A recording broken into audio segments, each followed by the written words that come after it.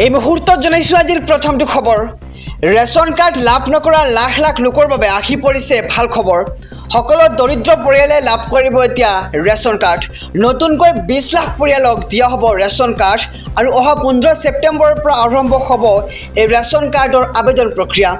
জিলা ভিত্তিত বিতৰণ কৰা হ'ব এইসমূহ ৰেচন কাৰ্ড আৰু ৰেচন কাৰ্ডৰ আবেদন কৰিবৰ বাবে বাধ্যতামূলক আপোনাৰ আধাৰ কাৰ্ডখন আৰু আবেদনৰ সময়ত সংলগ্ন কৰিব লাগিব আপোনাৰ আধাৰ কাৰ্ড আৰু প্ৰপত্ৰ পূৰণৰ সময়ত আধাৰ কাৰ্ড, ভোটাৰ কাৰ্ড আদি গাঁঠি দিব লাগিব আপুনি।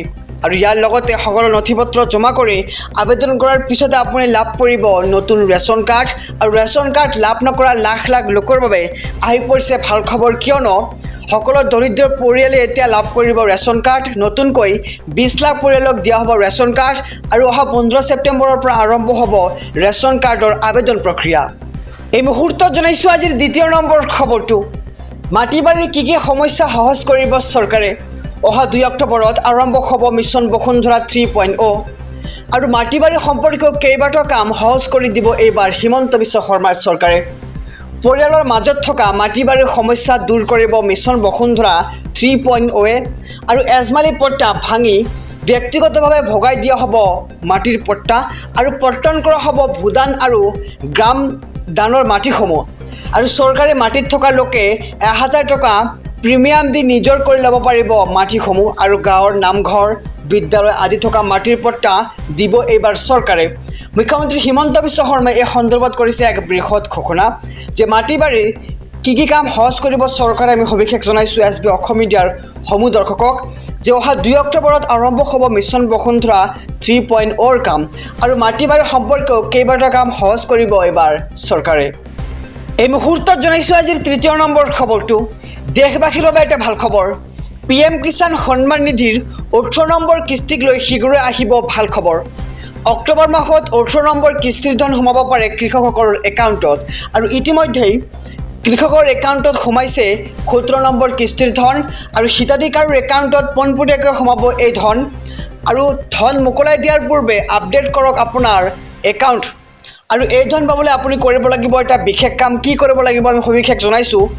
আপুনি যদি আপোনাৰ একাউণ্ট আপডেট নকৰে তেনেহ'লে আপুনি লাভ নকৰিব PM কিষাণ সন্মান নিধিৰ এই ধন। আৰু আগন্তুক কিস্তিৰ ধন আপুনি পাবলৈ হ'লে EKYC কৰাটো বাধ্যতামূলক কৰিছে চৰকাৰে।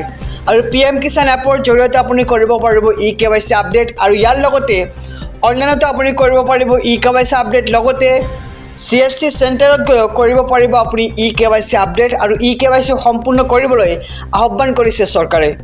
এই মুহূৰ্তত জনাইছোঁ আজিৰ চতুৰ্থ নম্বৰ খবৰটো। ৰাজ্যৰ ৰাজনৈতিক মহলৰ এটি খবৰ। হিমন্ত বিশ্ব শৰ্মা মুখ্যমন্ত্ৰীৰ বাবে যোগ্য নহয়। হিমন্ত বিশ্ব শৰ্মা অসমখনৰ মুখ্যমন্ত্ৰী নহয়, এই কথা তেওঁ নিজে কৈছে, মই কোৱা নাই। তেওঁ অসমৰ মুখ্যমন্ত্ৰী হ'লে এনে কথা নকয়। পূৰ্ণ মুখ্যমন্ত্ৰী হিমন্ত বিশ্ব শৰ্মাক কথা সাংসদ ৰকিবুল হুছেইনৰ। ডেলিমিটেশ্যন সন্দৰ্ভত মুখ্যমন্ত্ৰীক তীব্ৰ সমালোচনা সাংসদগৰাকীৰ আৰু কোনো কাৰণতে ডেলিমিটেশ্যন যুক্তিপূৰ্ণ হ'ব নোৱাৰে বুলি তেওঁ মন্তব্য কৰে সাংসদ ৰকিবুল হুছেইনে। আৰু সৰহসংখ্যক মানুহক অসুবিধাত পেলাইছে ডেলিমিটেশ্যনে আৰু যিবিলাক লৈ তেওঁ বিতৃষ্ণা বিলাই আছিল কোনো লোকৰ সহায় নহয়। আৰু উজনি অসমত হিমন্ত বিশ্ব শৰ্মাক মানুহে বেয়া পায় বুলি মন্তব্য কৰে সাংসদ ৰকিবুল হুছেইনে। আৰু নামনি অসমত ভাল পায় যিসকল তেওঁৰ বন্ধু আৰু আজমলপন্থী লোকসকলে তেওঁক ভাল পায় বুলি এতিয়া মন্তব্য কৰে সাংসদ ৰকিবুল হুছেইনে। আৰু আজমলক লগ পোৱাৰ পিছতে মুখ্যমন্ত্ৰী অধিক সক্ৰিয় হৈ যায় আৰু হিমন্ত বিশ্ব শৰ্মা মুখ্যমন্ত্ৰীৰ বাবে যোগ্য নহয় বুলি মন্তব্য কৰে সাংসদ ৰকিবুল হুছেইনে।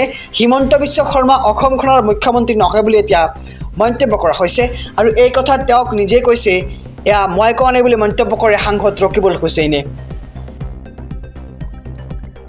ভাল খবৰ। তৃতীয় আৰু চতুৰ্থ বৰ্গৰ পৰীক্ষাৰ সময়সূচী ঘোষণা কৰিছে চৰকাৰে। সাজু হওক চাকৰিৰ প্ৰত্যাশী যুৱক যুৱতীসকল। তৃতীয় আৰু চতুৰ্থ বৰ্গৰ পৰীক্ষাৰ্থীলৈ আহি পৰিছে ডাঙৰ খবৰ। ঘোষণা কৰা হ'ল পৰীক্ষাৰ সময়সূচী। অহা 15 আৰু 29 ছেপ্টেম্বৰত তৃতীয় বৰ্গৰ লিখিত পৰীক্ষা অনুষ্ঠিত কৰা হ'ব। তৃতীয় বৰ্গৰ পৰীক্ষা অনুষ্ঠিত হ'ব 3টা পৰ্যায়ত। অহা 15 ছেপ্টেম্বৰত পুৱা 10 বজাৰ পৰা 1:30 লৈ তৃতীয় বৰ্গৰ HSLC পৰ্যায়ৰ পৰীক্ষা অনুষ্ঠিত কৰা হ'ব আৰু 29 ছেপ্টেম্বৰৰ পুৱা 9 বজাৰ পৰা 12 বজালৈ হ'ব স্নাতক পৰ্যায়ৰ পৰীক্ষা।